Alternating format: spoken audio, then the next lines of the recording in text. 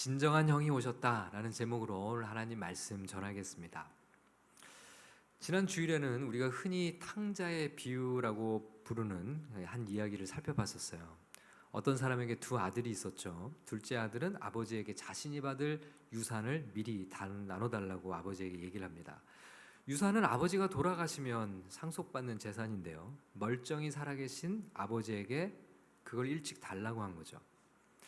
자, 그 당시 문화에서 이 아들의 행동은 무례하다 못해 패륜적이기까지 하다 할 수 있어요. 자, 그럼 아들은 왜 유산을 미리 달라고 했죠? 집을 떠나고 싶었죠. 아무도 모르는 곳에 가서는 자기가 하고 싶은 대로 자기 마음대로 살고 싶었어요. 여러분, 둘째 아들을 이 행동을 가만히 묵상해 보면 여러분 혹시 누가 오버랩 되지 않습니까? 하나님을 만나기 전에 내 모습이 이 모습이었는데 하는 분들도 많으실 거예요. 하나님을 떠나 각기 제 길로 간 그 인간들의 모습이 바로 여기에 투영되어 나타나죠. 아버지는 아들의 요구를 들어줘요. 누가복음 15장 12절에 보면 아버지가 그 살림을 각각 나눠 주었더니라고 기록하는 구절이 있는데요. 자, 예수님은 여기서 우리말로 살림이라고 번역된 헬라어 비오스라는 단어를 의도적으로 사용하시거든요. 이 단어가 본래는 생명이라는 의미를 가지고 있어요. 그러니까 재산을 나눠달라는 아들의 요구에 아버지는 자신의 생명을 찢어 나눠줬다라는 겁니다. 여러분, 아버지는 왜 그랬을까요? 아들을 너무 사랑해서인데요. 지금은 아들이 철없어서 재물의 쾌락에 눈이 멀어 있죠. 아버지는 이 아들이 자신을 사랑하지 않고 오히려 온통 재산에만 관심이 있다는 걸 잘 알고 있어요. 그래서 마음은 너무 아프지만 이 아들이 언젠가는 깨달아 알기를 바라는 마음으로 아들이 해달라는 것을 들어줍니다. 아버지는 둘째 아들을 그 누구보다 잘 알고 있어요. 이 아들이 뭘 원하는지, 이 아들이 어떤 삶을 살려고 하는지 아버지는 그걸 잘 알죠. 세상에서 제일 이 아들을 잘 아는 사람이 누구겠어요? 아버지죠. 아들이 원하는 삶이 너무 위험한 길이라는 것도 아버지는 잘 알고 있어요. 영영 이 아들을 잃어버릴 수도 있다는 것도 아버지는 알고 있어요. 그럼에도 불구하고 아버지는 자신의 생명을 찢는 심정으로 아들이 원하는 것을 들어준 거예요. 둘째 아들은 물려받은 재산을 몽땅 팔아서 챙겨서는 뒤도 돌아보지 않고 아버지를 떠났습니다. 자유분방한 삶을 추구하던 둘째는 아무도 모르는 낯선 곳에 가서는 욕망의 끝을 달려가죠. 인생을 즐겨요. 가진 것을 모조리 탕진하는 데는 그리 오래 시간이 걸리지는 않았습니다. 급기야 그 나라에 흉년이 찾아와요. 여러분, 오늘 우리 상황이라면 IMF 경제 환란이 찾아온 것과 비슷한 상황일 거예요. 이런 상황에 가난한 외국인 노동자에게 은혜를 베풀 사람은 없겠죠. 돼지치는 일자리를 간신히 구했지만 이 사람은 늘 굶주렸습니다. 돼지가 먹는 쥐염 열매를 좀 얻어 먹으려 보고 했는데 그것마저 주는 사람이 없어요. 그야말로 되지만도 못한 비참한 존재라는 것을 깨닫기 시작하죠. 이러다간 죽을 수 있겠다는 공포도 밀려왔을 겁니다. 둘째 아들은 이제서야 아버지를 떠올려요. 아버지는 품꾼들에게도 넉넉하게 사랑을 베푸시는 분이었지. 아버지의 품이 그리워져요. 그렇다고 집으로 돌아가기도 쉽지 않았습니다. 왜요? 낯짝이 없잖아요. 저지른 죄를 잘 알고 있어요. 집으로 돌아가기에는 긴 망설임의 시간이 필요했습니다. 그러다 용기를 냈어요. 아버지에게로 집으로 돌아가자. 아버지의 아들이 아니라 품꾼의 한 사람으로라도 아버지 집에서 살고 싶다. 이 아들이 이렇게 결심할 수 있었던 배경에는 이 아들이 경험했던 아버지의 사랑이 있었을 거예요. 그는 이미 수도 없이 아버지의 사랑을 경험했죠. 여러분, 이 아들이 아버지와 살 때 얼마나 아버지의 속을 썩였겠어요. 그죠? 눈에 보이잖아요. 그렇게 속을 썩여도 아버지는 한결같은 사랑으로 이 아들을 대했던 거예요. 아들이 재선을 요구했을 때 아버지가 그 아들을 내쫓았거나 아버지 편에서 인연을 끌어버리지도 않았어요. 여러분, 그 당시 문화에서는 아버지가 얼마든지 그럴 수 있는 권한이 있었고 그럴 수 있는 그것이 하나도 이상하지 않은 문화였어요. 그게 오히려 더 자연스러울 수도 있어요. 둘째 아들이 재산을 들고 집을 나갔을 때 아버지와 극심한 불화를 만약에 겪었다면, 집을 나가는 아들의 등 뒤에 저주를 퍼부었다면 아마 이 아들은 이렇게 아버지 집으로 다시 돌아오기가 쉽지 않았을 겁니다. 아버지는 아들의 고집을 꺾을 수 없다는 사실을 잘 알고 있었죠. 아들의 요구를 순순히 들어준 것은 이 아들이 다시 돌아올 길을 열어놓고 싶어서였어요. 아들이 자신의 잘못을 뉘우치고 돌아오고자 할 때 언제든지 돌아올 수 있도록 아버지는 문을 열어놓고 싶었던 거죠. 아버지는 아들을 끝까지 사랑했고 믿어줬고 기다려줬어요. 한없는 아버지의 사랑과 신뢰야말로 이 아들이 다시 집으로 돌아올 수 있는 힘이 되었어요. 아들은 결국 아버지 품으로 돌아왔고 아버지는 기쁨으로 이 아들을 다시 맞아들이죠. 여러분, 이것이 감동적인 이 탕자의 비유의 내용이고 지난주 우리가 함께 살펴봤던 말씀의 내용입니다. 자, 그런데 예수님이 이 비유를 통해 말씀하시고자 하는 진짜 이야기는 이제부터 시작이에요. 둘째 아들이 돌아왔습니다. 아버지는 이 아들에게 제일 좋은 옷을 입히고 가락지를 끼워주고 신의 발에 신을 신겼습니다. 아들의 지위를 회복시켜 준 거예요. 살진 송아지를 잡고 큰 잔치를 열었습니다. 자, 본문 23절과 24절 말씀을 우리 다 같이 한번 읽어보겠습니다. 시작. 그리고 살진 송아지를 끌어다가 잡으라. 우리가 먹고 즐기자. 이 내 아들은 죽었다가 다시 살아났으며 내가 잃었다가 다시 얻었노라 하니 그들이 즐거워하더라. 다시 돌아온 아들로 인해 아버지는 기쁨을 이길 수가 없었어요. 그래서 모두와 그 기쁨을 나누고 싶어서 잔치를 배설하죠. 자, 한창 잔치가 무르익을 즈음에 한 인물이 등장합니다. 자, 누구죠? 맏아들이에요. 25절 말씀을 읽겠습니다. 시작. 맏아들은 밭에 있다가 돌아와 집에 가까이 왔을 때 풍악과 춤추는 소리를 듣고, 여러분, 밭에서 일하던 맏아들이 아무것도 모른 채 집으로 돌아오고 있습니다. 그런데 멀리서 풍악과 춤추는 소리가 동네에서 들리는 거예요. 어느 집에 잔치가 벌어졌나? 속으로 그렇게 생각했겠죠. 그런데 집을 향해 걸어가는데 점점 그 소리가 가까워지는 거예요. 근데 이게 웬일인가요? 이 잔치집 소리의 진원지가 어딘가요? 집이에요. 자기 집에서 들려오는 소리입니다. 여러분, 맏아들은 당황했을 거예요. 그리고 깜짝 놀랐을 거예요. 아니, 나도 모르는 잔치가 우리 집에서? 물론 아직 아버지가 계시긴 하지만 아버지가 이미 재산을 나눠주었으니 이 집은 내가 주인인데, 주인인 나도 모르는 잔치가 내 집에서 지금 벌어지고 있다고? 대체 무슨 일이 벌어진 거지? 자, 여러 가지로 생각을 했을 거예요. 그러면서 뭔가 불길한 예감이 듭니다. 혹시 그 녀석이 돌아왔나? 그 인간 같지도 않은 동생놈이 돌아온 건가? 설마 그 망할 놈의 자식이 돌아왔다고 이렇게 잔치를 열 일은 아니지. 말도 안 되지. 그럴 리가 없지. 그렇다면 대체 무슨 일로 이렇게 갑자기 난데없이 잔치가 벌어지고 있는 거지? 이 집의 주인인 나도 모른 채 말이야. 이미 맏아들은 뭔지는 모르지만 잔치가 벌어지고 있다는 것만으로도 마음이 상했어요. 자존심이 상할 대로 상했습니다. 자, 집으로 들어가서 지금 무슨 일이 벌어지고 있는지 물어보면 될 텐데 맏아들은 그렇게 하지 않아요. 26절 말씀을 읽어보겠습니다. 시작. 한 종을 불러 이 무슨 일인가 물은데, 집으로 들어가지 않고요, 한 종을 불러냈어요. 그리고 묻습니다. 무슨 일이냐?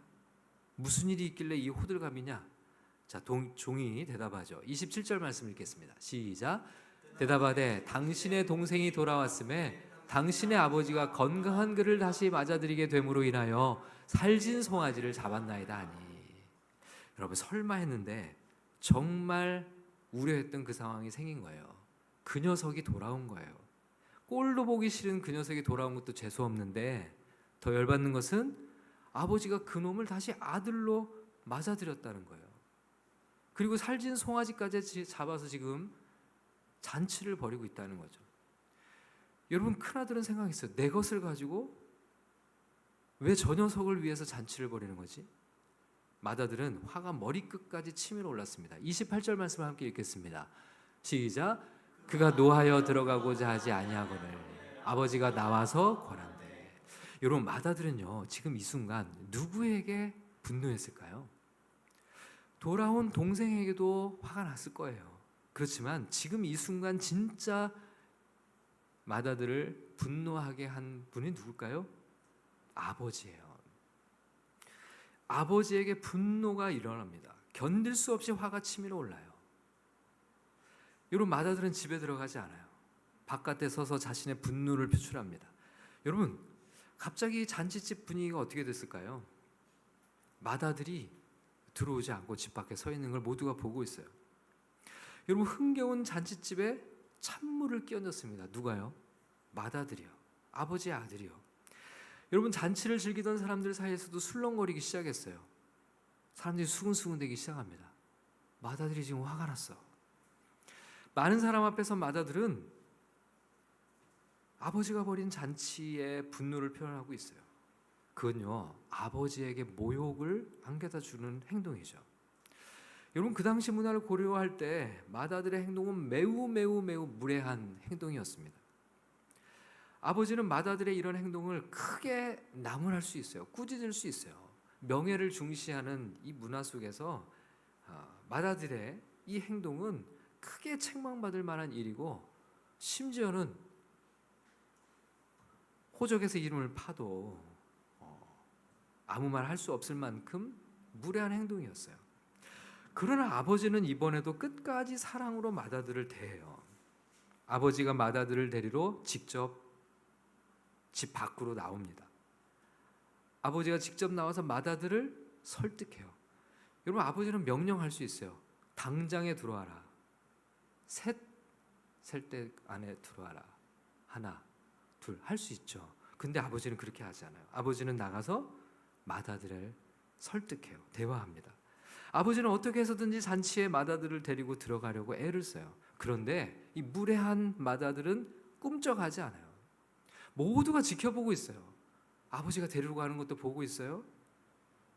아버지가 가자고 잡아 끄는 것도 봤을 거예요. 그러나 마다들은 끝까지 아버지 말을 따르지 않아요. 그러면서 이렇게 말합니다. 29절 말씀을 읽겠습니다. 시작. 아버지께 대답하여 이르되 내가 여러 해 아버지를 섬겨 명을 어김이 없거늘 내게는 염소 새끼라도 주어 나와 내 벗으로 즐기게 하신 일이 없더니. 여러분, 여기 보면요, 마다들은 아버지라고 부르지 않아요. 자, 우리말 성경에는 번역되지 않은 단어가 하나 있는데요, 헬라어 원문을 보면 이 구절이 보소서라는 말로 시작합니다. 보소서라는 말. 보소서. 여러분, 이게 뭐냐면요, 아버지라고 부르지 않고 아버지 면전에서 이렇게 말하는 거예요. 이것 보세요. 이것 보시라고요. 그리고는 따지듯이 말합니다. 나는 여러 해 동안 아버지를 섬겼잖아요. 한 번도 아버지 명을 어긴 적이 없어요. 그런 내게는 염소 새끼라도 잡아준 적이 있나요? 그것으로 내가 친구들과 즐거운 시간을 보내라고 하신 적이 있나요? 여러분, 모두가 주목하는 이 상황에서 아버지에게 따지고 있어요. 여러분, 마다들이 이렇게 아버지에게 분노하는 가장 큰 이유가 뭘까요? 우리가 짐작할 수 있는데요, 그건 뭐냐면 재산상의 손실 때문이죠. 여러분, 아버지가 둘째를 다시 아들로 받아주시는 순간 자신이 물려받은 재산에서 3분의 1을 다시 떼어줘야 하는 일이 발생했어요. 여러분, 이것 때문에 첫 번째로 극도의 분노를 아버지에게 표출하고 있는 겁니다. 나는 내가 물려받은 재산을 아직 누려본 적도 없는데 자기가 가진 재산을 다 탕진하고 돌아온 저 녀석에게 내 재산을 다시 떼어줘야 한다고? 이게 말이 돼요? 이게 말이 된다고 생각합니까? 여기서 우리는 마다들이 정말 분노하는 이 지점을 통해서 마다들이 진짜 사랑한 게 뭔지 우리는 발견할 수 있죠. 여러분, 우리가 분노하는 어떤 지점에 사실 우리의 감춰진 가장 깊은 욕망이 숨겨져 있어요. 여기서 우리는 마다들이 정말 사랑한 것이 무엇인지를 발견해요. 사실 마다들도 둘째 아들과 별반 다르지 않았어요. 표현하는 방식만 달랐을 뿐이죠. 둘째 아들은 노골적으로 돈을 밝혔다면 첫째 아들은 아닌 척 돈을 밝혔던 사람이에요. 마다들이 아버지 곁에 머물면서 고분고분 하라는 대로 시키는 대로 순종했던 이유도 아버지를 사랑해서는 아니었어요. 두 아들 모두 다 아버지를 사랑하지 않았죠. 이들이 사랑한 것은 아버지의 재산이었어요. 마다들은 늘 아버지 곁에 있었지만 아버지와 함께 사는 것이 즐겁지 않았던 모양입니다. 마다들이 이렇게 말했어요. 내가 여러 해 아버지를 섬겨 명을 어김이 없거늘. 여러분, 이 구절에서요, 아버지를 섬겨라고 하는 이 구절을 NIV 영어 성경이 뭐라고 번역하냐면요, 아버지를 위해 노예처럼 일했다 이렇게 표현했어요. 내가 아버지를 위해 노예처럼 일했어요. 노예처럼. 여러분, 자신이 노예처럼 일했다는 거예요. 아들처럼이 아니고 노예처럼. 왜요? 그는 아버지를 위해서 일하는 것이 하나도 즐겁지 않았어요. 아버지를 기쁘시게 해드리는 마음은 전혀 없었어요. 그저 억지로 참고 일을 했어요. 왜요? 재산을 받아야 되니까 어쩔 수 없이 참고 일했던 거죠. 여러분, 맏아들은 늘 아버지 곁에 있었어요. 그러나 그의 마음은 아버지 곁에 없었어요. 여러분, 둘째 아들은 자타가 인정하는 망나니였죠. 못된 아들이었어요. 그는 아버지를 떠났고 드러내놓고 아버지의 마음을 아프게 했어요. 근데 여러분, 맏아들은요, 모두가 인정하는 착한 아들이었어요. 자신도 내가 아버지를 섬겨 명을 어김이 없었다고 말하고 아버지도 거기에 동의해요. 정말 말 잘 듣는 아들이었어요. 겉으로 보면 지극히 착한 아들이었어요. 그런데 오히려 그렇게 착하게 살았던 것을 가지고 이제는 오히려 아버지에게 함부로 대들고 있어요. 심지어 아버지에게 따지며 아버지를 가르칩니다. 아버지는 생각이 있나요? 저런 자식을 다시 아들로 받아주는 아버지는 도대체 생각이 있는 분입니까? 이렇게 열심히 수고한 나와 상의 한마디 했나요? 왜 내 걸 떼어서 저 녀석에게 주나요? 막 따지죠. 교만이 하늘을 찌릅니다. 아버지 머리 꼭대기에 앉아요. 자신이 원하는 대로 되지 않았다고 분노를 폭발하고 있어요. 자, 맏아들은요, 둘째를 절대로 자기 동생으로 인정하지 않거든요. 30절을 한번 읽어볼까요? 30절 말씀입니다. 시작. 아버지의 살림을 창녀들과 함께 삼켜버린 이 아들이 돌아오매 이를 위하여 살진 송아지를 잡으셨나이다. 여기 보시면요, 맏아들은 동생을 가리켜서 아버지의 살림을 창녀들과 함께 삼켜버린 이 아들이라고 표현해요. 아버지의 이 아들 말이죠. 살림을 창녀들과 삼켜버린 그 아들요. 그 아들을 위해서 지금 아버지가 뭘 하신 거예요? 아버지의 아들인지는 몰라도 내 동생은 아니라는 거죠. 여러분, 예수님께서 이 비유의 말씀을 누구에게 들려주고 계신지를 잠시 생각해 볼 필요가 있습니다. 지금 이 비유의 말씀을 듣고 있는 첫 번째 청중을 생각하면 이 비유의 핵심 포인트가 어디 있는지 더 쉽게 발견할 수 있거든요. 자, 누가복음 15장 1, 2절을 함께 읽어보겠습니다. 시작. 모든 세리와 죄인들이 말씀을 들으러 가까이 나오니 바리새인과 서기관들이 수군거려 이르되 이 사람이 죄인을 영접하고 음식을 같이 먹는다 하더라. 모든 세리와 죄인들이 예수님께 나왔어요. 말씀을 듣기 위해서. 예수님이 그들을 맞아주시고 함께 식사도 하십니다. 자, 이런 예수님의 모습을 바라보면서 매우 의심스럽게 또 매우 불평스럽게 쳐다보고 있는 이들이 있어요. 누구였냐면 바로 바리새인과 서기관들이었죠. 자, 이들이 수군거립니다. 예수는 왜 저런 죄인들과만 저렇게 어울리고 왜 저런 죄인들하고 식사를 함께 하는 거냐? 이 수군거림이 예수에게 들려요. 자, 3절 말씀을 함께 읽겠습니다. 시작. 예수께서 그들에게 이 비유로 이르시되, 예수님은요, 수군거리고 있는 바리새인과 서기관들에게 이 이야기를 들려주셔요. 이 비유의 말씀을 들려준 겁니다. 자, 그러니까 예수님이 지금 우리에게 말씀하시는 이 비유의 첫 번째 청중이 누구였어요? 바리새인과 서기관들이었습니다. 그들에게 이 비유를 들려주고 계신 거예요. 자, 그러면 이 비유 속의 두 아들이 누구일까요? 한번 생각해 보죠. 자, 둘째 아들은 여기 등장하는 모든 세리와 죄인들이라는 것을 쉽게 알 수 있습니다. 자, 그러면 맏아들은 누구죠? 바리새인과 서기관들이죠. 둘째 아들은 아버지를 멀리 떠났었다. 그들은 분명 죄를 범했다. 그렇기 때문에 이들은 오히려 스스로 죄인임을 깨닫기 쉬웠다. 아버지를 멀리 떠났고 허랑방탕하게 죄 가운데 살았으니 죄를 인정하는 것이 어렵지 않았다. 죄인임을 인정하니 아버지께로 돌아올 수 있었다. 그런데 잘 들어, 맏아들은 어떤가? 맏아들은 한 번도 아버지를 떠난 적이 없었어. 늘 아버지 옆에 있었어. 맏아들도 아버지를 이용해 자신이 원하는 것을 얻는 것에만 온통 관심을 가지고 있었지. 몸은 아버지와 함께 있는지 몰라도 마음은 그렇지 않았어. 둘째는 멀리서 아버지를 아프게 했지만 맏이는 가까이에서 아버지를 아프게 한다. 둘째는 대놓고 아버지를 떠났지만 맏이는 은근히 아버지에게서 떠나가 있었어. 둘 다 아버지를 사랑하지 않았다. 둘 다 아버지가 아니라 재물을 사랑했을 뿐이다. 그런데 둘째 아들보다 맏아들이 더 위험하다. 늘 아버지 곁에 있었기 때문에 맏아들은 자신이 죄인이라는 것을 깨닫기가 어렵다. 아버지 명을 어긴 적이 없었기 때문에, 착하게 살았기 때문에 자신의 뜻대로 되지 않는다고 오히려 아버지에게 분노한다. 용서할 줄 모른다. 그래서 더 위험하다. 예수님이 이렇게 말씀하시는 거예요. 여러분, 예수님은 비유의 마지막에 맏아들이 끝내 잔치에 들어오지 않은 채 이야기를 마무리하세요. 아버지에게 돌아온 둘째 아들보다 맏아들이 오히려 더 위험할 수 있음을 예수님께서 이렇게 경고하고 계신 거죠. 결국 구원받지 못했을 수 있다는 여지를 예수님이 경고로 보여주시는 거예요. 여러분, 바리새인과 서기관들뿐만 아니라 예수님은 늘 교회 안에 있는 우리들, 늘 하나님을 예배하고 섬긴다고 하는 우리들에게 이 말씀을 주고 계세요. 그럼 우리는 어떨까요? 둘째 아들은 노골적으로 스스로의 삶의 주인이 자기 자신이라고 선언하며 하나님을 떠났어요. 맏아들은 하나님 곁에 있지만 교묘하게 자신의 뜻대로 하나님을 조종하며 자기가 주인 노릇하려고 하는 거예요. 여러분, 이들도 삶의 주인은 자신이라고 말하고 있는 겁니다. 입으로는 그렇게 말한 적이 없지만 삶으로 그렇게 고백하고 있는 거죠. 늘 입으로는 하나님을 고백하지만 하나님은 도구일 뿐, 내 삶의 주인은 나라고 여기는 겁니다. 교회 안에 있지만 하나님이 자신의 주인이 아니에요. 그가 사랑하는 것은 하나님이 아니었죠. 그저 하나님이 주시는 것을 사랑해서 그걸 얻으려고 하나님 주변에 붙어 있는 거죠.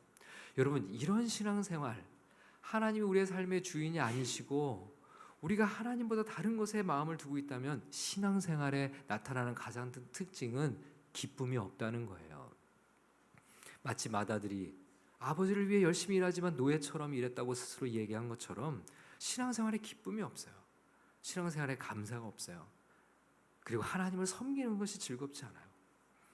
종교 생활은 하지만 내가 바라는 대로 인생이 풀리지 않으면 금세 시험에 빠지고 말아요.